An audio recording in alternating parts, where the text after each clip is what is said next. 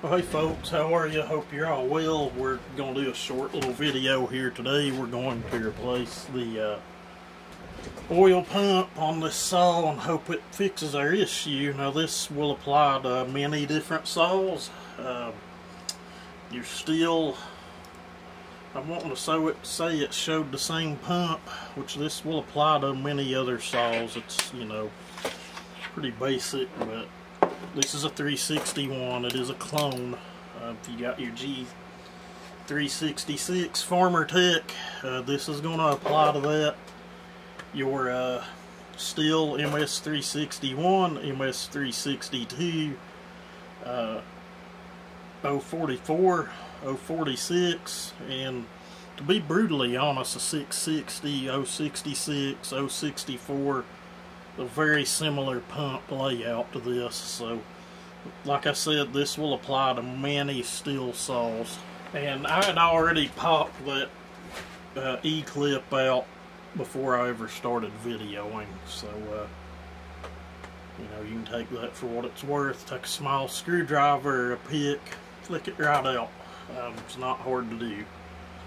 And clutch drum, of course, pretty self-explanatory. Right off of there.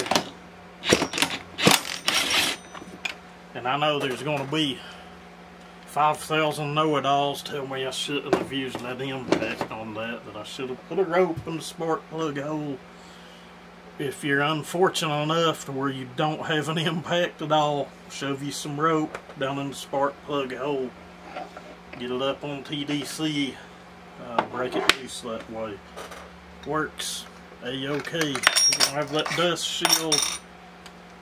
You're going to have your worm gear, which I think our pump setup came with a new worm gear. You're going to need a T27, whether it be a T-handle. You can probably see those nice new shiny bolts there. They sticking out like a sore thumb. This saw's not been together long, although it probably has 4 or 5 tanks of fuel on it.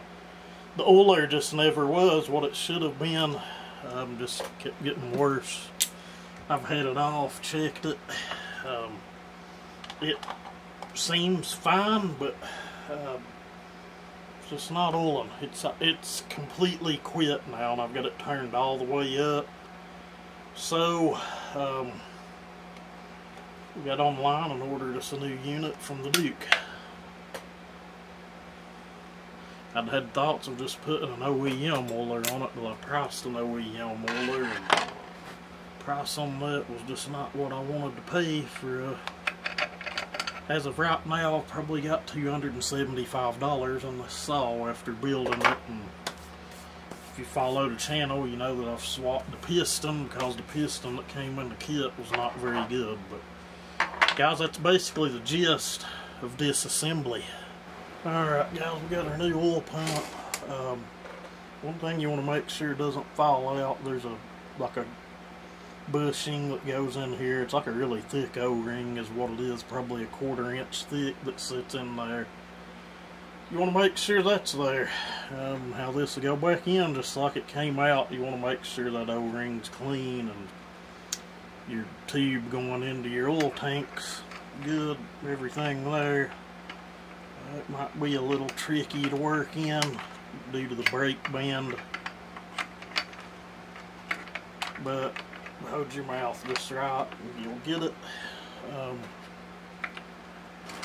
It should line up and sit right over top of the crankcase bearing, if it makes any sense to you at all.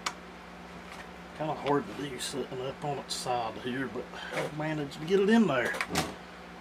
We're going to put our 2 screws back in. Got one over here.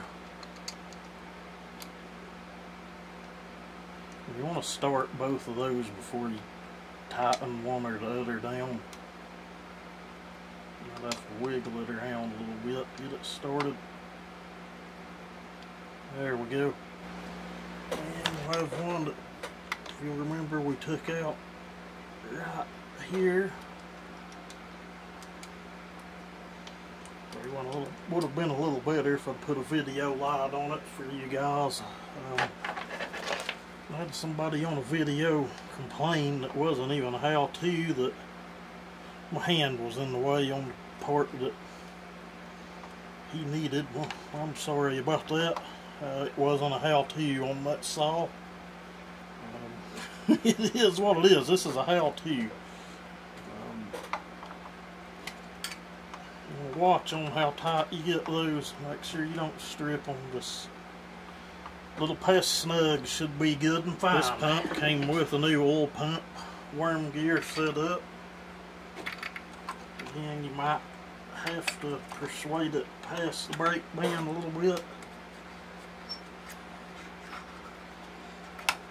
Sometimes these are tight fit with aftermarket stuff. I've actually had to clearance the end of some aftermarket worm gears. And again, you know, a lot of people hate using aftermarket stuff due to the fact you do have to modify some of it. Now we're down to our clutch set up. Nothing wrong with that worm gear. I'm going to throw it back here and put it up.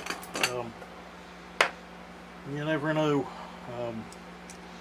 This oil pump, on the other hand, it's probably going in the scrap pile. It could be something simple keeping it from oiling, or it could be a nightmare. Okay, this washer, usually they'll say this side up or whatever, but they like that. It's a dust shield. Probably don't want to put it together without it. Now you've got options on your clutch. Again, you could run it down. You could even take your scrunch, rope and spark plug hole. You don't want to use a piston stop. Don't ever use a piston stop to foul out a piston. I'm going to take my route and just lightly